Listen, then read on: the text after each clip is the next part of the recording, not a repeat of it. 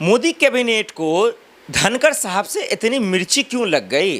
मोदी सरकार को इतना दरअसल परेशानी क्यों हो गई पूर्व उपराष्ट्रपति से? क्या पूर्व उपराष्ट्रपति की बातों में इतना जो है दरअसल तीखा क्या था? इतना बेचैन करने वाली बातें क्या थी? ये मोदी सरकार को हर एक लोगों की बातें चुभने क्यों लगी है? क्या वाकई में मोदी सरकार की उल्टी गिनती शुरू तो नहीं हो गई है? क्या जगदीप धनखड़ साहब क्या बदला लेने वाले हैं? क्या जिस तरीके से उनके साथ नाइंसाफ़ी हुई है, जिस तरीके से उनका कुर्सी छीना गया है, जिस तरीके से उनका इस्तीफ़ा लिया गया है, क्या ये जायज़ है? क्या ये लेने के लायक था? जो सवाल धनखड़ साहब कर रहे थे, क्या वो सवाल गलत था? क्या सवाल पूछना इस्तीफ़े का जवाब है? क्या सवाल पूछना कुर्सी छीनने का जवाब है? क्या सवाल पूछना दरअसल जो है एक उपराष्ट्रपति की कुर्सी छीन लेना है? और नया राष्ट्रपति कौन होगा? ये एक सबसे बड़ा सवाल है जिसका जिक्र हम आगे करेंगे। लेकिन मैं आपको बताता हूं कि धनखड़ साहब की बातें आखिर मोदी जी को या अमित शाह जी को या मोदी सरकार को चुभ क्यों रहा है, उनको परेशान क्यों कर रहा है, उनको हैरान क्यों कर रहा है। आइए उसके असली मकसद को समझिए।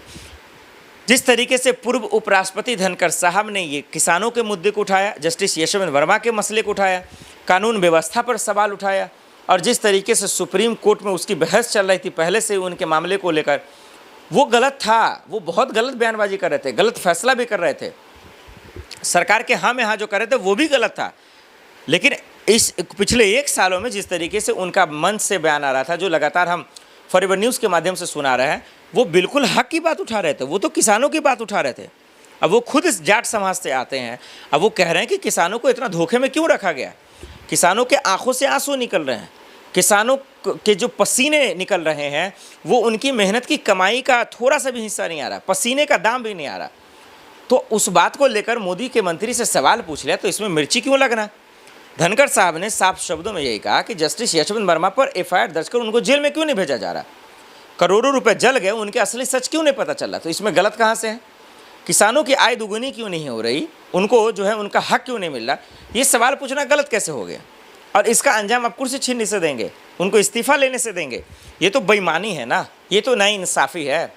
तो जगदीप धनखड़ साहब के साथ जो हुआ वो गैर जिम्मेदाराना है, गैर संवैधानिक है। ये भीड़ तंत्र का एक हिस्सा साबित करता है, क्योंकि जिस तरीके से उन्होंने आवाज़ें उठाई ये तो अच्छी बात है।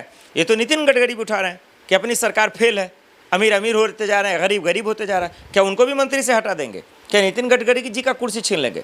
चिराग पासवान आपके कह रहे हैं, वो भी केंद्र के मंत्री हैं, वो तो साफ शब्दों में कह रहे हैं कि मैं जिस सरकार में मुझे शर्म आती है। तो क्या उनको शर्म क्यों आती है? इसका सवाल का जवाब है मोदी सरकार आपके पास।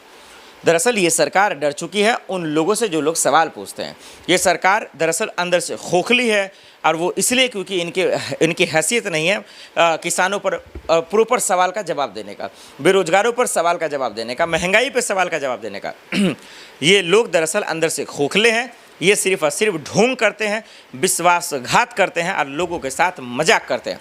और इन तमाम जिम्मेदारियों को जब जगदीप धनखड़ साहब पूर्व उपराष्ट्रपति उठाते हैं तो उनको आप क्या करते हैं? दरकिनार कर देते हैं, उनको दरअसल जो है कुर्सी से हटा देते हैं।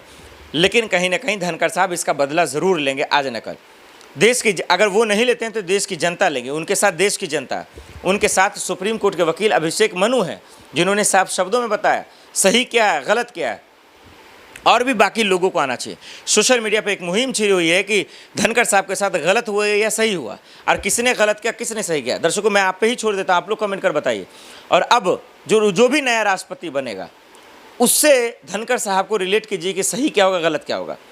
क्या वाकई में जो है धनखड़ साहब जैसा उपराष्ट्रपति मिलेगा? आइए हम आपको साफ शब्दों में बताते हैं, आसान भाषा में।